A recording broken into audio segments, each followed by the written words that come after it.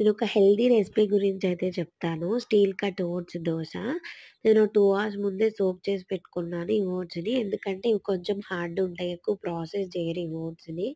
Rolled oats and instant ఓట్స్‌తో compare చేస్తే ఇవి హార్డ్ ఉంటాయి. అందుకే మనం సోక్ చేసి పెట్టుకోవాలి. సోక్ చేసుకొని పెట్టుకున్న ఓట్స్‌ని మిక్సీ వేసుకొని కొంచెం సాల్ట్ వేసి మిక్సీ వేసుకోవాలి. తర్వాత దానిలో జీరా అండ్ అల్లము, మిర్చి, ఆనియన్స్ వేసుకొని మనం దోసలాగా ఇలా వేసి పెట్టుకోవాలి. మనం ఎప్పటికప్పుడు ఇన్‌స్టంట్‌గా చేసుకోవచ్చు. దీన్ని సోక్ చేసి పెట్టుకొని 1 అవర్ ముందైనా సోక్ చేసి పెట్టుకోవచ్చు. చాలా హెల్తీ రెసిపీ. హెల్త్‌కి చాలా మంచిది. డైజెషన్ గూడా చాలా బాగా అవుతుంది. డైజెషన్ ఇంప్రూవ్ చేస్తది. షుగర్ లెవెల్స్‌ని కంట్రోల్ చేస్తది. ప్రెగ్నెన్సీ టైమ్‌లో and for planning for pregnancy వాళ్ళకి కూడా యూజ్ అయితది. అండ్ చాలా హెల్తీ గూడా. హ్మ్.